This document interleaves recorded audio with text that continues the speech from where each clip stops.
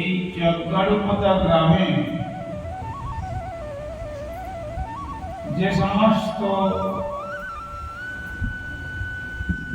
বিশেষ পতিত পাবন মহাত্মাগণ শুভ পদার্পণ করেছিলেন, তাদের চরণ বন্দনা করতে গিয়ে তাদের পাদ পদ্ম আমরা শ্রবণ করব। যেমন ভক্তি প্রজ্ঞান কেশব গোস্বামী মহারাজ, ভক্তি বেদান্ত বামন গোস্বামী মহারাজ, ভক্তি বেদান্ত পর্যটক গোস্বামী মহারাজ, ভক্তি জীবন জনার্দন গোস্বামী মহারাজ, ভক্তি দ্বৈত মাধব গোস্বামী মহারাজ তথা শ্রী গুরুপাদ পদ্ম শ্রীমৎ ভক্তি কুমুদ সন্ত গোস্বামী ঠাকুর আদি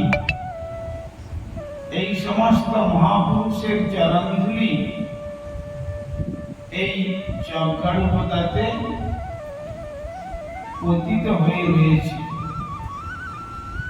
তাই এতগুলি মহাপুরুষের শ্রীচরণ ধূলি যে গ্রামে বা যে স্থানে পতিত রয়েছে, সেই স্থান যে কথা শুনিলেন যে প্রয়াগরাজ বা মহাকুম্ভের থেকে কোনো অংশে কম নয়, বরং ততোধিক অধিক মূল্যবান।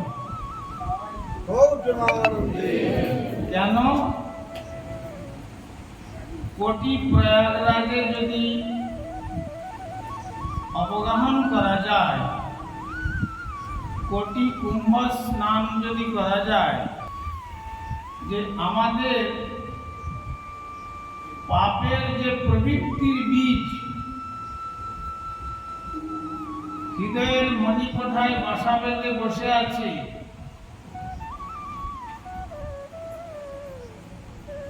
সেই পাপের বীজকে সমূলে কোটি গঙ্গা স্নান বা কোটি প্রয়াগ তীর্থ বা কোটি কুম্ভ স্নান করলেও ক্ষমতা নেই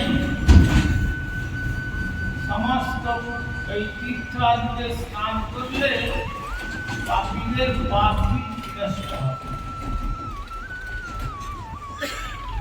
কিছু মহাপাপ কার্য করছেন, পুরোহিত মশাইয়ের কাছে গেলেন, তিনি বললেন মস্তক মুন্ডন করে গঙ্গায় স্নান করে তারপরে এসো, তোমার প্রায়শ্চিত্ত করে দেব।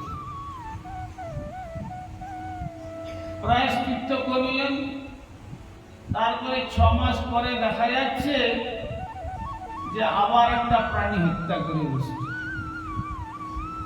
কেন না হত্যার প্রবৃত্তিটা নষ্ট হচ্ছে। সেই জন্য আমাদের নরোত্তম ঠাকুর বলছেন, তীর্থ জল পবিত্র গুণে লিখিয়াছে পুরাণে, সেসব ভক্তির প্রবঞ্চন। ভক্তিতে বঞ্চনা করেছে। আর শুদ্ধ বৈষ্ণবের পাদদক সমনহে এইসব, যাতে হয় বাঞ্ছিত পূরণ।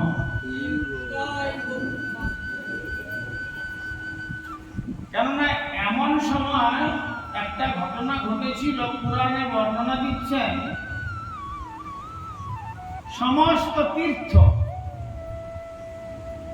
একত্রিত হয়ে একযোগে ভগবান শ্রীহরির চরণে অভিযোগ জানালেন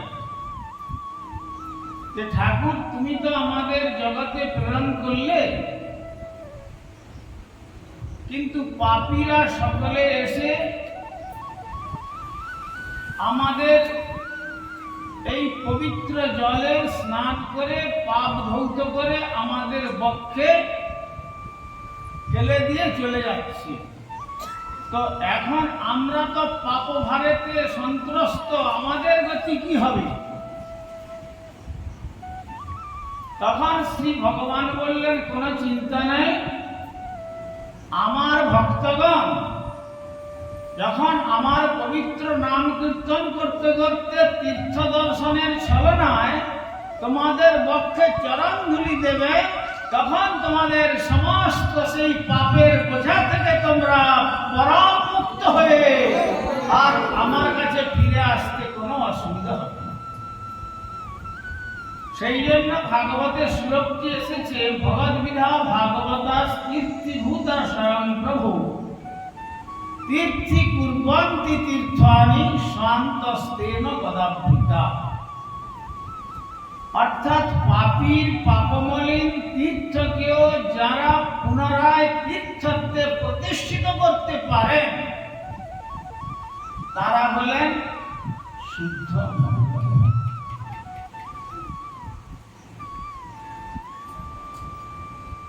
ওই জন্য পদকর্তা বলেছেন না, বৈষ্ণব চরণ জল প্রেম ভক্তি দিতে বল, আর কেহ নহে বলবন্ত। সেখানে যদি আমরা কোটি গঙ্গা স্নান করি, কোটি তীর্থে স্নান করি, তার দ্বারাও আমরা ভগবত ভক্তি লাভ করতে পারি। ভগবত ভক্তি লাভ করতে গেলে এই চকদারুপতা গ্রামে যে সমস্ত মহাপুরুষগণ চরণধুলি দিয়েছিলেন, যদি যারা যারা সৌভাগ্যবান বা সৌভাগ্যবতী সেই মহাপুরুষদের পরম্পরাক্রমে যারা চরণ আশ্রয় করে বদন ভরে নিতাই গৌর সুন্দরের পবিত্র নাম কীর্তন করার সৌভাগ্য প্রাপ্ত হয়েছেন, তাদের পাপ পাপবিদ অবিদ্যা সমূলে বিনষ্ট হবে এবং অন্তিম লগ্নে এই ব্রহ্মাণ্ডের বন্ধন ছিন্ন করে, প্রকৃতির বন্ধন ছিন্ন করে, বিরজাকে অতিক্রম করে, ব্রহ্মলোক অতিক্রম করে শ্রী গৌর গোবিন্দের পাদ পদ্ম গোলক বৃন্দাবন যাত্রা করতে পারবেন, সে বিষয়ে কোনো সংশয় নয়। আজ বড় সুখের বিষয় যে এখানে চকদারুপতা গ্রামে আপনাদের সুপরিচিত এবং সকলেরই খুব প্রিয় ছিলেন স্বর্গীয় মনীন্দ্রনাথ রায় মহাশয়, আর তারই সুযোগ্য পুত্রদ্বয় অশোক বাবু এবং অলক বাবু আজ এই শ্রী চকদারুপতার পবিত্র ভূমিতে ভগবান শ্রী রাধা গোবিন্দ এবং শ্রী গৌর নিত্যানন্দ আর বৈষ্ণব শ্রেষ্ঠ কৈলাসধিপতি দেবাদিদেব শঙ্করের শ্রীমন্দির এখানে রচনা করেছেন। অতএব আমাদের ইচ্ছা থাকুক আর না থাকুক, যখন এই পথ দিয়ে আপনারা কেউ যাবেন,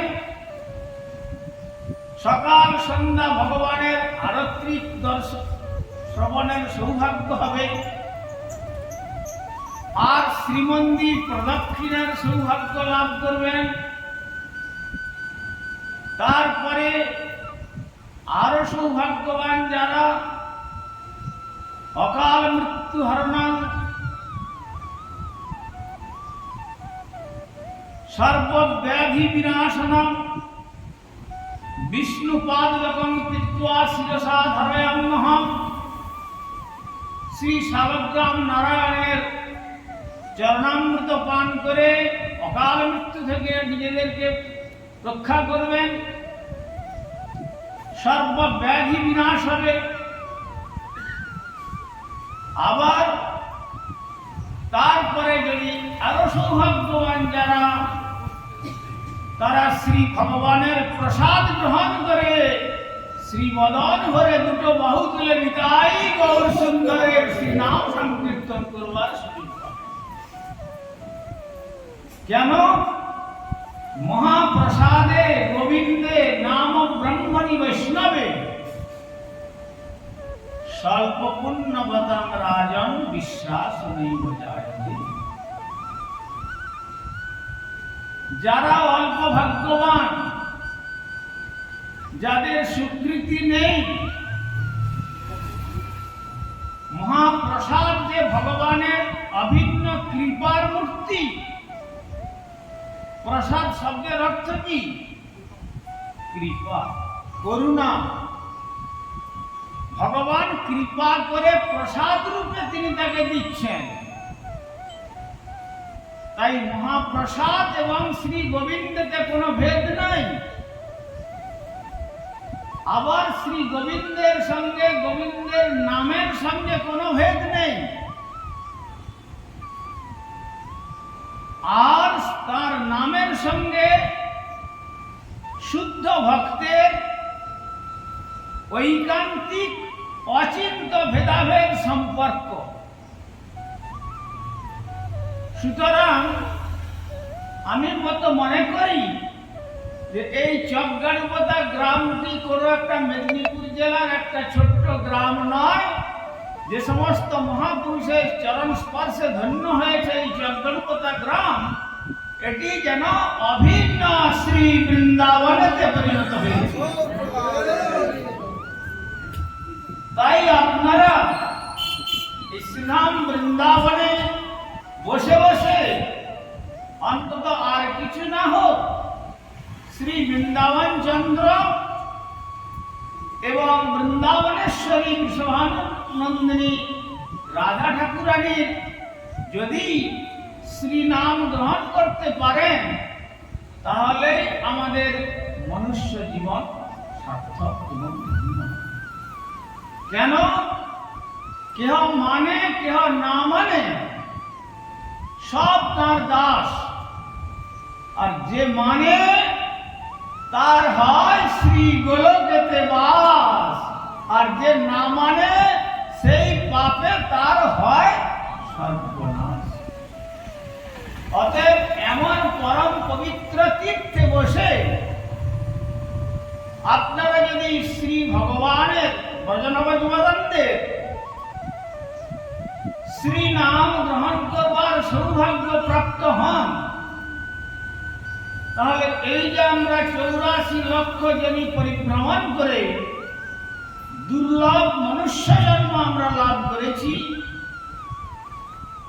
এই মনুষ্য জন্মটা সহজে লাভ হয় নাই।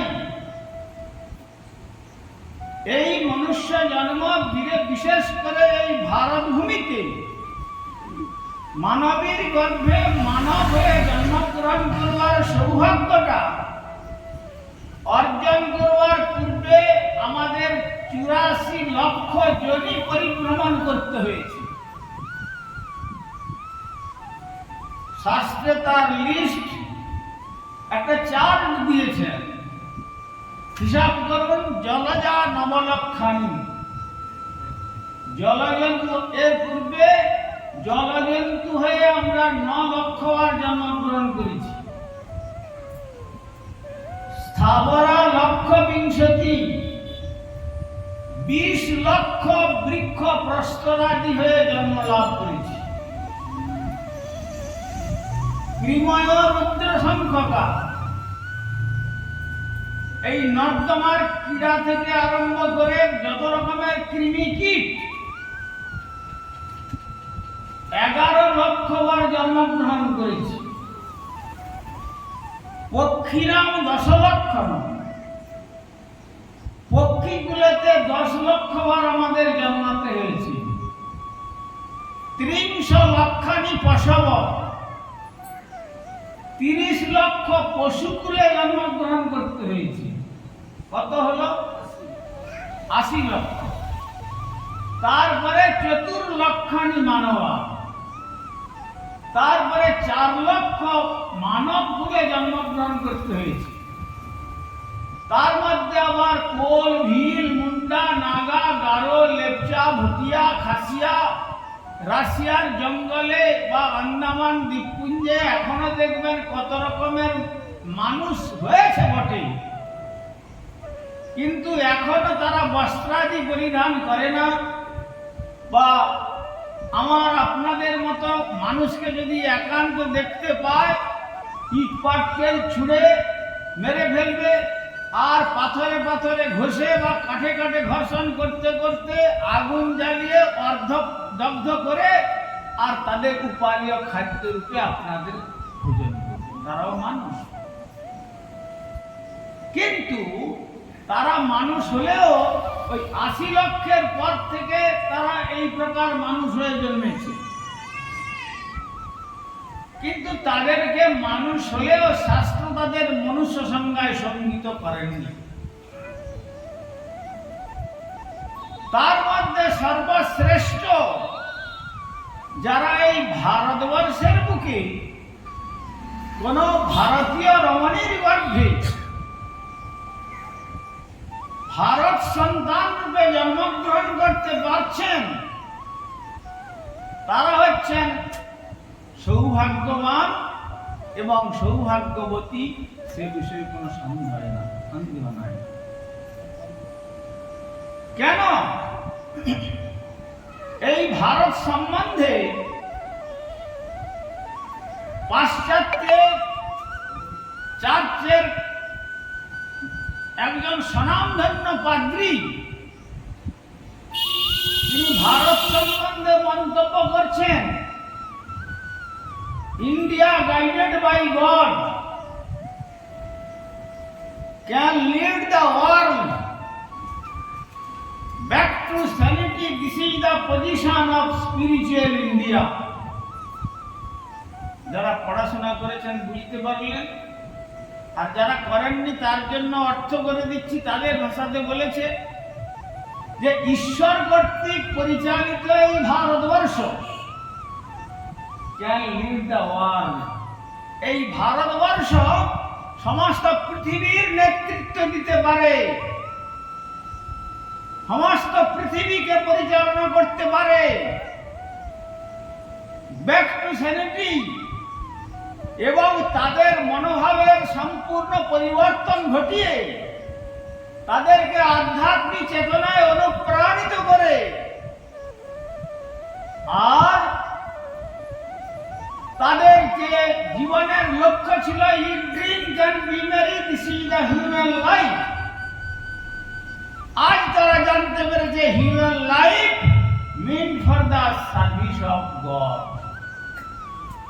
তারা জানতো আহার করো, নিদ্রা যাও, সুখে ভোগ করো, আর স্ত্রী সম্ভোগ করো, স্ফূর্তি করো, মরে যাও, মুদলে আঁকি সবই ফাঁকি।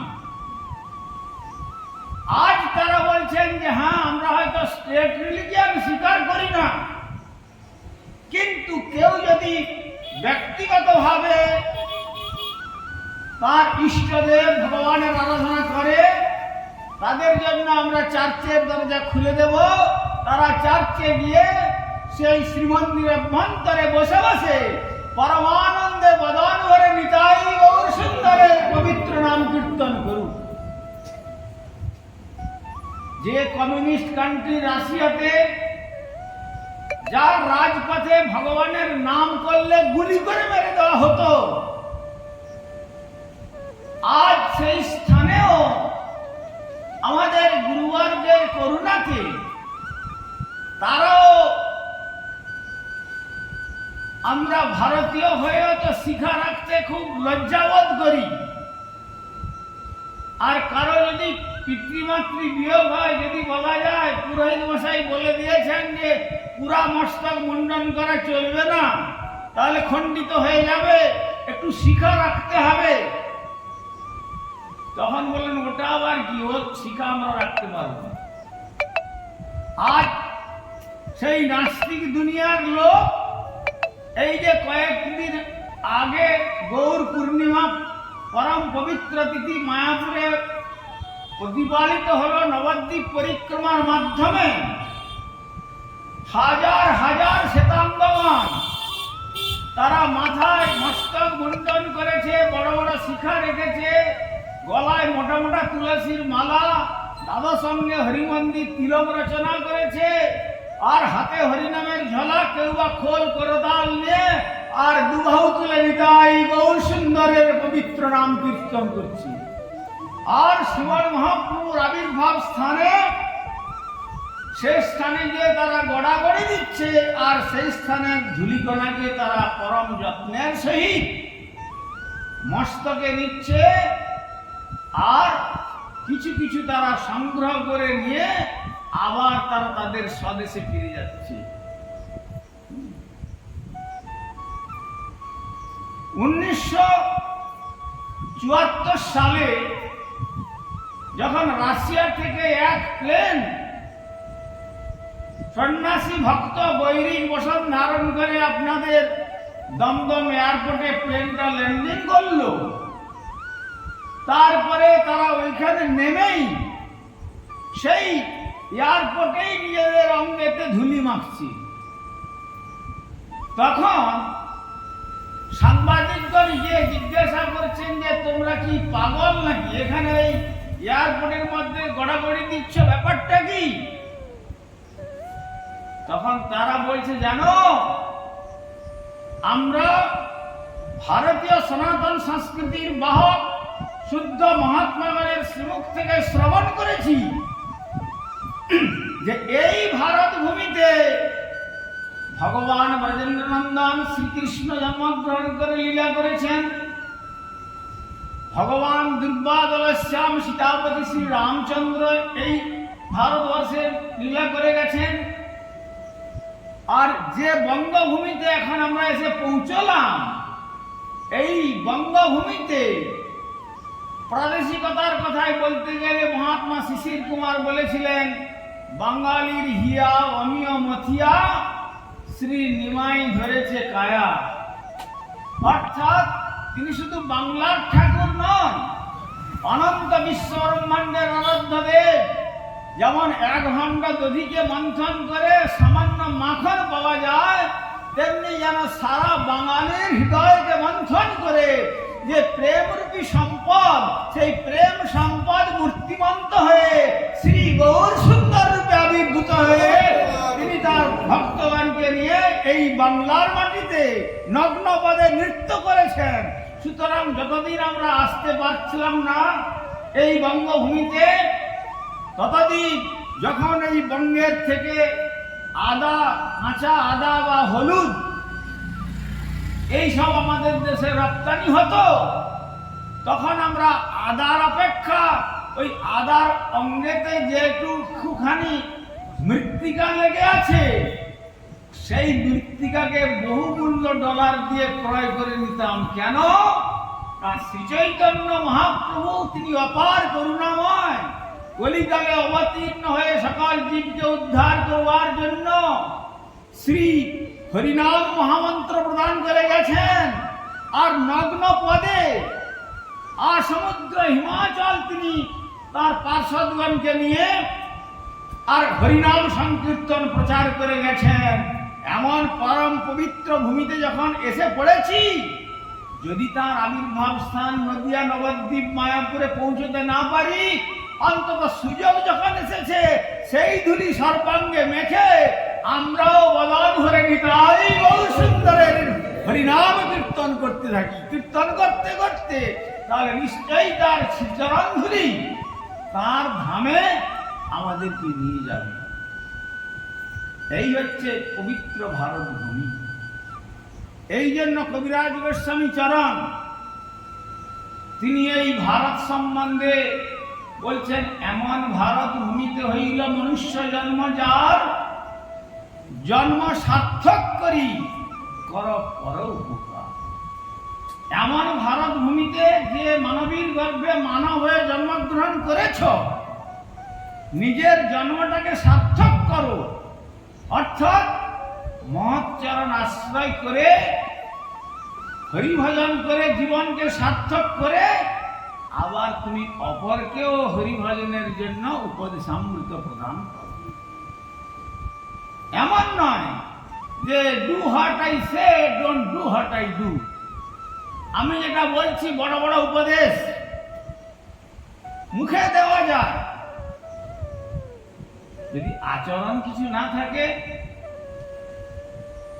ক্লাসে মাস্টার মশাই গিয়ে ছেলেদের বলছেন, দেখো তোমরা খবরদার কেউ ধূমপান করবে না, লিখা আছে দেখবে সিগারেটের প্যাকেটের মধ্যে, cigarette smoking is injurious to the health. ধূমপান স্বাস্থ্যের পক্ষে ক্ষতিকারক, খবরদার কেউ ধূমপান করবে না। তারপরে যদি মাস্টার মশাই ওখানে ক্লাসে বসে নিজে ধূমপান করে ছাত্রদের দিকে ধোঁয়া ছেড়ে দেয়, ছাত্ররা কি মনে করবে?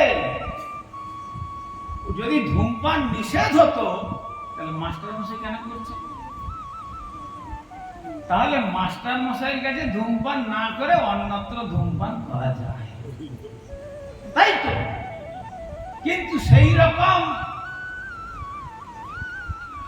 বক্তব্যের দ্বারা জীবের মঙ্গল হবে না।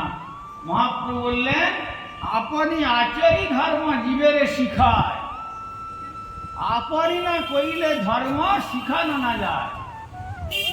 আচার করেন কেহ না করে প্রচার, প্রচার করেন কেহ না করে আচার, আচার প্রচার নামের করদেই কার্য, তুমি সর্বগুরু তুমি জগতের।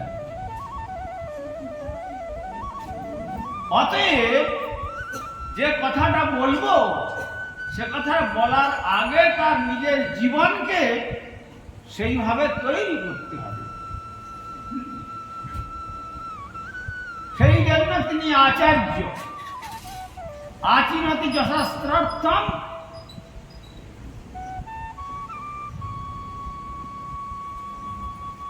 নিজে তিনি শাস্ত্রের যথাযথ আচরণ করেন। আচার্যস্তেন কীর্তিত। তাই মহাপ্রভুর কি দরকার ছিল? তিনি তো স্বয়ং ভগবান, রাধা কৃষ্ণ মিলিত বিগ্রহ। তিনি 24 বৎসর বয়সে শেষ পর্যন্ত সন্ন্যাস পর্যন্ত গ্রহণ করলেন। কি কঠোর দেখুন! ঘরে বিধবা জননী আর বিষ্ণুপ্রিয়া, তাকে পরিত্যাগ করে তিনি সন্ন্যাস ধর্ম গ্রহণ করে বেরিয়ে গেলেন। আর তার পূর্ব মুহূর্ত পর্যন্ত বাল্যলীলা করেছেন। তারপর তার পাণ্ডিত্য নবদ্বীপে প্রকাশ করেছিলেন। তারপরে তিনি তার বিষ্ণুপ্রিয়ার সঙ্গে তার পরিণয় হয়েছিল। 4টে আশ্রমেরই কার্য তিনি করেছেন: ব্রহ্মচর্য, গার্হস্থ্য, বানপ্রস্থ, সন্ন্যাস। কেন তিনি সন্ন্যাস গ্রহণ করলেন? না করলে কি হতো না? জগৎকে দেখিয়ে দিলেন যে সন্ন্যাস মানে সম্যক প্রকারের ন্যাস ত্যাগ করা। আর যারা রয়েছেন তোমার সম্বন্ধ সূত্রে, বললেন আমরা কেউ কাউকে রক্ষা করতে পারি না, সকলের রক্ষক হচ্ছেন একমাত্র ভগবান। ভগবান রক্ষা করবেন। সুতরাং বৃদ্ধা জননী আর ওই পত্নী, এদেরকে শ্রী ভগবানই রক্ষা করবেন। আমি রক্ষাকর্তা নই। তাই শ্রী ভগবানের পাদ পদ্মে অর্পণ করে দিয়ে আর তিনি কাটোয়াতে গিয়ে সন্ন্যাস গ্রহণ করে আসমুদ্র হিমাচল প্রচার করে গেলেন। শ্রী ভগবান যে আমাদের রক্ষাকর্তা, এই বিশ্বাসটুকু কি প্রকার থাকা দরকার, শ্রীমান মহাপ্রভু তার নিজে আচরণ করে দেখিয়ে গেলেন। এই জন্য কাকে বলে আচার্য, কাকে বলে শুদ্ধ ভক্ত, শ্রীমান মহাপ্রভুর আচরণেতেই সাধক সেটি অনুসরণ করে।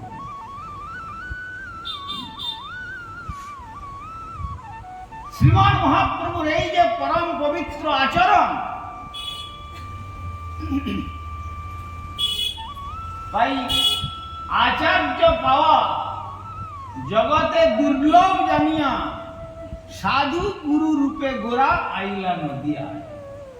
বৃন্দাবন দাস ঠাকুর বলছেন, আচার্য, প্রকৃত আচার্য পাওয়া দুর্লভ জেনে একাধারে সাধু আবার একাধারে গুরু রূপ ধারণ করে সেই ব্রজের শ্রী রাধা কৃষ্ণ মিলিত বিগ্রহ ঔদার্য রসঘনমূরতি পদকর্তা যার বন্দনা করছেন শ্রী রাধা ভাবদ্যুতি সুবলিতং নৌমি কৃষ্ণ স্বরূপম। হে রাধা কৃষ্ণ মিলিত বিগ্রহ শ্রীকৃষ্ণ চৈতন্য, কৃষ্ণ জানাইয়া জীব জগৎ কইল ধন্য, সে কারণে নাম হইল প্রভুর শ্রীকৃষ্ণ চৈতন্য। অতএব শ্রীকৃষ্ণকে কিভাবে জানাতে হয়, নিজে আচরণ করে আচার্যের কার্য করে তিনি জগৎকে দেখিয়ে গেলেন। তাই আজ দেখুন সারা পৃথিবীর মানুষ আজ বুঝতে পেরেছে এই ভারতবর্ষের থেকে সনাতন ধর্মাবলম্বী যারা সেই বিশুদ্ধ নির্মল সনাতন ধর্মের সন্দেশ প্রদান করেছিলেন বলে আজ তারাও তাদের জীবনকে সনাতন ধর্ম সাধনায় উদ্বুদ্ধ করেছে। দোল যাত্রা উপলক্ষে যারা গিয়েছিলেন, যদি কেউ গিয়ে থাকেন জানবেন হাজার হাজার শ্বেতাঙ্গবান নরনারী। কিছু মনে করবেন না, আপনারা মায়েরা বসেছেন, কজন মায়ের মাথায় কাপড়ের শাড়ি ঘোমটা আছে, কিন্তু তারা মাথায় কাপড় দিয়ে আর সুন্দর করে তিলক নিয়ে আর এমন সুন্দর শাড়ি পরে তারা হরিনাম করছে।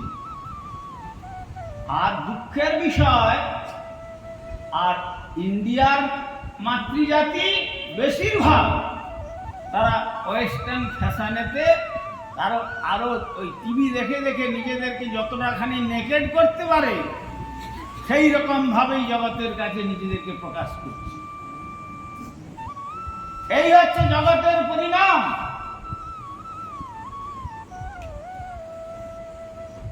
ভাবলে অবাক হয়ে যেতে হয়। আমাদের গুরুপাদ ব্রহ্ম যখন জার্মানিতে গিয়েছিলেন, 3 মাসের ভিসা ছিল